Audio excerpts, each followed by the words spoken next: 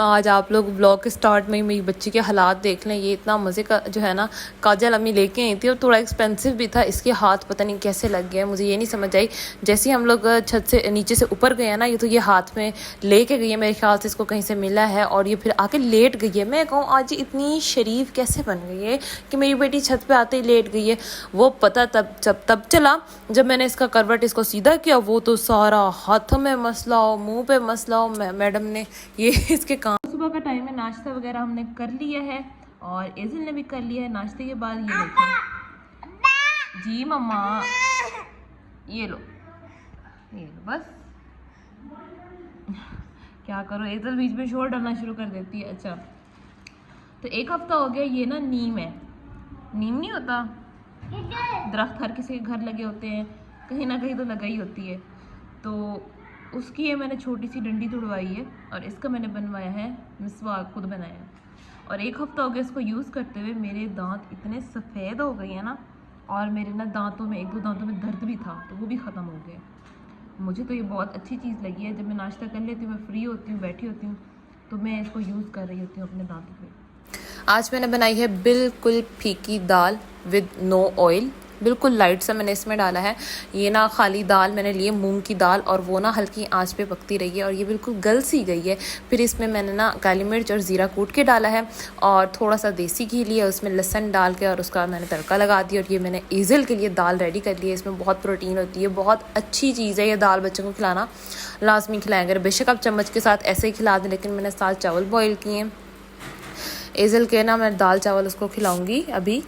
और खिचड़ी जो है ना वो थोड़ी खुश्क सी हो जाती है, तो मैंने क्या किया, इस तरह से दाल चावल बनाने हैं ताकि वो सॉफ्ट से हो, मज़े के हों। ये देखें जी, मेरी बच्ची का हेयर स्टाइल कभी नहीं बन सकता सही वाला। ओए मैं ओए हूँ एजिल, इस बंदी को चेक करें। कहती मुझे लिपस्टिक लगाओ, जल्दी करो। फिर मैंने अभी इसको लिपस्टिक लगाई है। अब ये खाने का सोच रही है, बल्कि खा रही है बैठ के। क्या कर रही हो, कितनी गंदी बच्ची हो ना एजिल, गंदी बच्ची हो। अच्छा उठो, अपना ड्रेस दिखाओ, ड्रेस दिखाओ।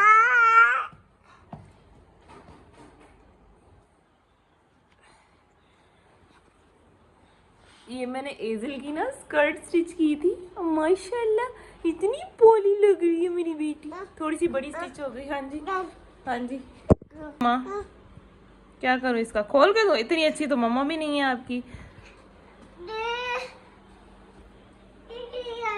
मैं जा रही हूँ, नानी से गालियां खाने का वक्त आ चुका है। अम्मी इधर देखें।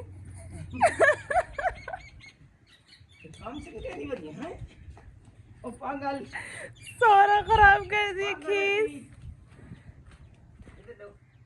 सारा खेस। अब तो कोई फायदा नहीं अम्मी,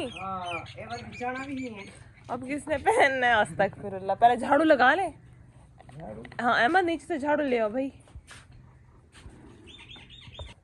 ये मेरी बेटी के काम है, इसने ऊपर आते ही सबसे पहले इधर, नहीं बेटे साबुन है।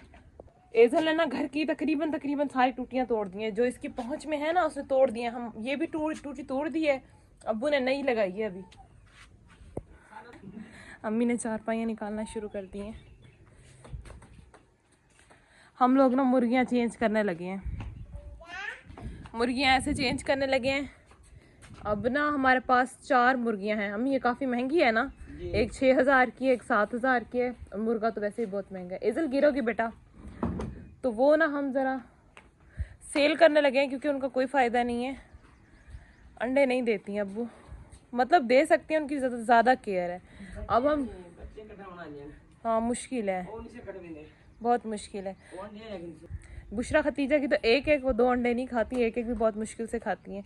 मेरी 2 होंगी, 2 नवीद की और एक एजल की। तो है, एजल की है ना अम्मी, एजल की है। ये देखो ये मेरी बेटी के हालात है। तो बस वो मुर्गियां ना हम इस खुड्डे में बंद कर देंगे और फिर वो अंडे देंगी, देसी अंडे रोज़ाना। अच्छा हम चारपाइयाँ सुबह जाते हुए ना इधर बरामदे में रख के जाते हैं। खदीजा ख्याल करना, सीढ़ियों की तरफ आ रही है अम्मी, ख्याल से।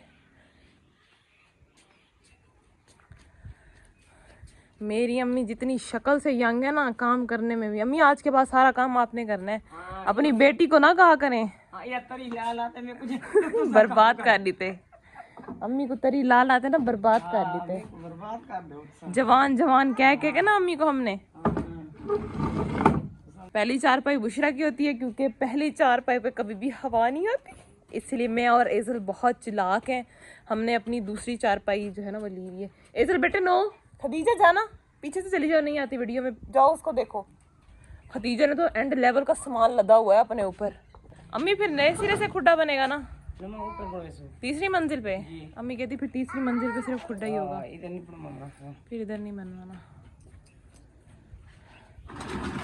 ये देखें इस बंदी के काम देखें आप लोग। क्या कर रही हो? गिरोगी बेटा गिरोगी, बहुत बुरी बात है। बिस्मिल्लाह, वॉशिंग मशीन में होता है।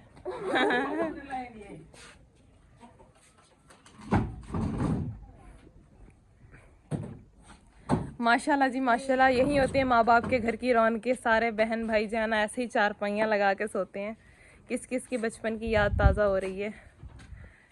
अहमद साहब आ चुके हैं। अहमद बड़ी जल्दी आए हो मेरे भाई, हमने चारपाइयाँ निकालनी और तुम अब झाड़ू लेके आ रहे हो।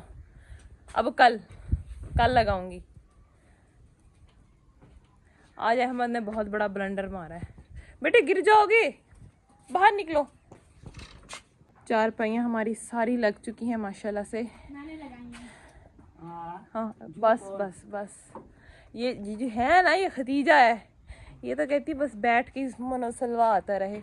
अच्छा अब हाँ जी बाबा, अच्छा कुछ लोगों को ये बिछोनियाँ पसंद आती हैं, कुछ लोगों को नहीं आती।